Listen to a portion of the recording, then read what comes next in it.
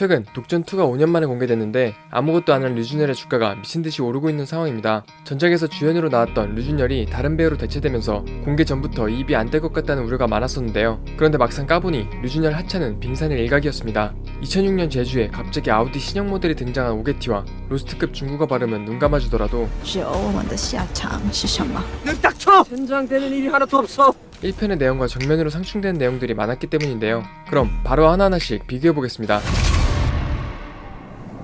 먼저 가장 말이 많은 1편에서 고 김주혁 배우가 연기했던 진아림입니다. 이 캐릭터가 2편에서 처참히 무너져 내린 이유는 많지만 가장 큰 건 불친절한 설명 때문이지 않을까 싶습니다. 뜬금없이 등장한 변요한은 이 선생이라고 자칭하는 인간들을 죽이는 히트맨처럼 나옵니다. 리 선생을 건드려서 일을 이리 만드니 입 벌리라.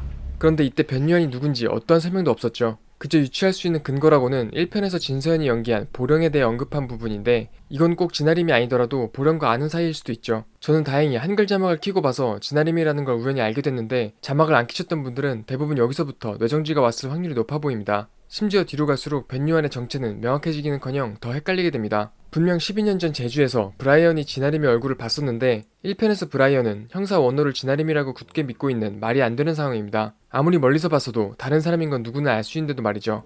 단번에 인사드리지 못했네요. 제가 바로 이 선생입니다.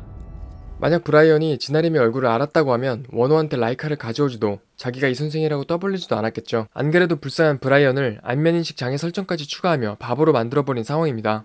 이거 말이 안 되잖아.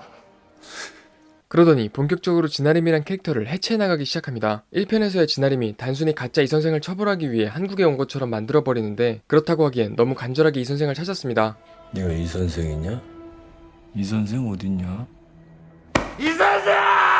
이 모든 게 진아림의 연기였다는 것처럼 만들어버리는데 아이러니하게 진아림은 모든 최상급 원료를 한국에 올인했다고 나오죠. 가짜 이 선생을 죽이러 간 건지 죽이러 갔다가 진짜 퀄리티가 좋아서 거래를 한 건지 어떠한 설명도 나오질 않습니다. 당장 원료주고 시키거나 아니면 그냥 싹 다 쓸어버리거나. 그리고 피날레로 성격 자체도 달라져 버립니다. 1편에서 진아림은 LED가 싫어서 집에만 박혀있는 성격이라고 하는데 난 내 집에서만 산다. 여행이란 거 몰라. 그 중에 제일 거슬리는 게 LED 전구. 이처럼 한국에 거의 오질 않는 컨셉이죠. 하지만 2편에서는 거의 전국 출장을 즐기는 히트맨으로 나옵니다. 이렇게 진아림 캐릭터는 성공적으로 이 선생보다 더 헷갈리는 인물로 탈바꿈하게 됩니다. 개인적인 추측을 해보면 독전 1에서 김주혁의 임팩트가 너무 강했기 때문에 억지로라도 어린 시절의 모습을 출연시킨 게 아닌가 싶은데요. 차라리 진아림은 그대로 두는 게 나았을 것 같습니다. 그리고 문제의 서영락입니다. 서영락을 오승훈 배우가 맡은 것에 대해선 생각보다 큰 이질감은 없었던 것 같습니다. 오히려 서영락이 이 선생이 아니라는 설정이 가장 큰 이질감을 줬는데 1편의 이혜영 감독까지 이미 서영락이 이 선생인 것을 인정했었죠. 하지만 2편에서 다른 이 선생이 있다는 가장 큰 수정을 감행하면서 1편에서 류준열이 힘들게 빌드업했던 이 선생 반전을 한순간에 물거품으로 만들어버립니다. 이 선생님이 절 아세요? 이 선생님이 누굽니까? 진짜 이 선생이 될 거라고 생각했어요? 서로 자기가 이 선생이라고. 솔직히 좀 놀랐어요. 이 미친 새끼는 누굴까? 그런데 이런 큰 변화를 주면서도 설명은 거의 없죠. 시작할 때 농화남매와 나누는 대화에서 진짜 이 선생이 올 거라는 대사뿐입니다. 이 선생이 올 거야. 또한 2편에서 서영락은 큰 칼을 불러내기 위해 이 선생인 척을 했던 것으로 나오는데 정작 큰 칼이 한국에 온 건 가짜 이 선생을 찾으러 온 게 아니라 계약했던 라이카를 찾으러 온 것입니다. 따라서 굳이 불필요했던 추가 설정인 것이죠. 그리고 가장 말이 안 되는 건 2편에서 서영락은 브라이언이 이 선생을 자처하고 나왔을 때 기뻤다고 말합니다. 이 선생인 척하면서 나타났을 때 솔직히 진짜 기뻤어요. 브라이언만 따라가면 이 선생을 찾을 수 있기 때문이라는 건데 1편에선 이 선생인 척한 게 가장 빡친다며 등을 그을리죠. 근데 최악의 실수는 내 앞에서 이 선생 행세를 한 완용. 심지어 농화남매와 4명만 있던 밀실에서 그렇게 화를 내면서 고문을 했는데 만약 진짜 기뻤다면 브라이언을 이렇게까지 만들 필요는 없었던 것 같습니다. 그렇게 브라이언은 이유 없이 고문당한 것으로 되면서 서영락은 한순간에 이주인격으로 탈바꿈합니다. 성냐 이 개새끼야! 그리고 여기서 좀 더 덕후처럼 파고 들어가 보면 영락의 부모님 이야기도 애매합니다. 내가 타고 온 컨테이너에는요 우리 부모도 타고 있었어요. 밀항하던 길에 야객저로 죽었어요.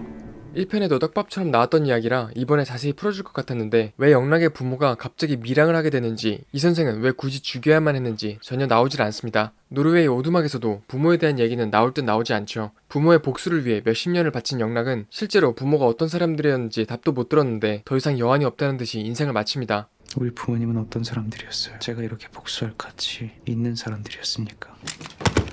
미드컬 특성상 숨겨진 과거 이야기에 더 초점을 두기 마련인데 1편에서 풀리지 않은 이야기들은 그대로 두고 새로운 떡밥만 추가된 느낌이라 찝찝한 기분은 사라지지 않는 것 같습니다. 그리고 다음은 브라이언입니다. 서영락과 진아림의 충격이 너무 커서 브라이언은 이 정도면 무난했던 것 같습니다. 다만 뜬금없이 나오는 할렐루야 드립이 조금 당황스럽긴 했죠. 깨어나자마자 할렐루야를 조지고 노아남매 위에 굳이 글까지 남기면서 약간 무게감이 줄어들었는데요. 가장 의아했던 건 브라이언의 힘입니다. 1편에선 아버지가 세운 이후해온 서열에서 밀려난 자격지심 재벌 2세였는데 생각보다 치밀하지도 않고 서영락과 노아남매한테 참교육당한 수준이었죠. 우리 기도나 할까? 사양할게요. 그러니까 회장님한테 평생 인정도 못 받고 병신 취급이나 받죠. 그런데 2편에선 갑자기 해외 용병까지 포함한 사병 조직을 갖고 있는 거물이 됩니다. 그리고 모든 게 빅픽처였다는 대사는 놀랍기보다는 당황스러운 수준이었죠. 빅픽처. 그 정도 힘이면 서영락을 시킬 거 없이 애초에 이 선생을 제꼈어도 충분했을 것 같은데요. 그래도 차승원의 불구 연기는 강렬했어서 그나마 끝까지 포기하지 않고 보게 됐던 것 같습니다. 할렐루야.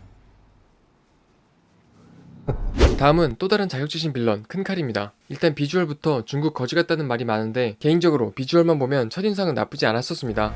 네, 누군지 알아요. 일단 우리나라 탑급 여배우가 이렇게까지 자기를 내려놓고 변신한 자체로 흥미로웠던 것 같은데요. 문제는 비주얼보단 캐릭터 성격에 있었던 것 같습니다. 일단 장첸이나 강혜상만큼이나 무자비하고 잔인할 것처럼 보였지만 의외로 자비를 베푸는 따뜻한 마음씨를 가졌죠. 브라이언을 찾아갔을 때도 그냥 말로 설득당하고 서영락 또한 부드럽게 다뤄줍니다. 제주에서 유일하게 해체쇼를 보여주긴 했지만 이건 진아림 때문에 어쩔 수 없이 했던 거라 잔인한 느낌은 반감됐었죠. 차라리 1편 설정처럼 화교라도 한국어만 하는 설정을 유지하고 19세인 만큼 더 닥치는 대로 해치우는 청소부 역할이었으면 독전2에서 유일하게 살아남을 수 있는 캐릭터였을 것 같은데 아쉬운 상황입니다. 네, 누군지 알아요. 그리고 등장인물 외에도 계속해서 뇌정지 오게 만든 순간들이 유난히 많았었는데 일단 원호가 영락의 개인 라이카한테 심은 GPS는 1편에서 쏠쏠한 재미를 주는 반전이었습니다. 1편의 영락은 분명 GPS에 대해서 몰랐고 원호가 찾아온 것에 대해 놀란 모습이었죠. 라이카한테 GPS라 무슨 생각이었어요? 그런데 2편에선 처음부터 영락이 GPS를 발견한 것으로 나옵니다. 심지어 원호한테 보라고 증거물까지 남겼었죠. 원호도 이걸 알면서도 GPS를 따라간 건데 이미 이 선생이 아닌 걸 아는 영락을 찾아서 왜 총을 들고 노르웨이까지 간 건지 납득이 어렵습니다. 심지어 1편 오두막에서 원호는 영락이 이 선생이라고 굳게 믿고 있었습니다. 하지만 이 선생은 죽었어요. 근데 너 안 죽었잖아. 그런데 2편에선 영락이 이 선생이 아니라는 걸 진작에 알고 있었던 것처럼 나오면서 내가 봤던 1편 결말이 잘못됐었나 하는 의심이 들게 만들었던 것 같습니다. 그리고 이 노르웨이 장면에서 농아남매 또한 새롭게 변신했는데요. 로나는 1편과 달리 갑자기 실명된 상태로 나오고 가쁜 남매의 슬픈 감정씬이 나오는데 기존 이 남매의 캐릭터와 전혀 다른 진지한 모습에 눈물보다는 뜬금없는 느낌이 강했었죠. 그리고 자세히 보면 이 둘은 노르웨이까지 가서도 라이카를 제조하고 있었습니다. 그런데 귀도 안 들리고 이제 앞도 안 보이는 로나를 데리고 라이카를 제조하게 만드는 건 거의 노예에 가까운 상황이죠. 존나 빨아먹을 거다. 쪽쪽 빨아먹을 거다. 1편의 장면을 일부는 바꾸고 일부는 유지하면서 발생한 오류인 것 같습니다. 그 외에도 갑자기 다른 세계관인가 싶은 공장 점령군, AK를 밥 먹듯이 썼던 것 같은 실력의 한국 형사들까지 몰입을 방해한 요소들이 한 영화에 너무 많았던 게 아닌가 싶은데요. 차라리 독전의 후속작이 아니라 단독 영화였으면 배우와 엑스케일까지 킬링타임으로 좋았을 것 같은데 1편의 내용을 임의로 바꾸다 보니 이런 결과가 나온 것 같습니다. 다시 예전으로 돌아갈 수 있을까요? 다시 한번 류준열 배우의 촉에 감탄하며 12월 1일에 공개될 스위트홈2에 모든 걸 걸어봐야 될 것 같습니다. 그럼 지금까지 넷플릭스의 엘이었습니다.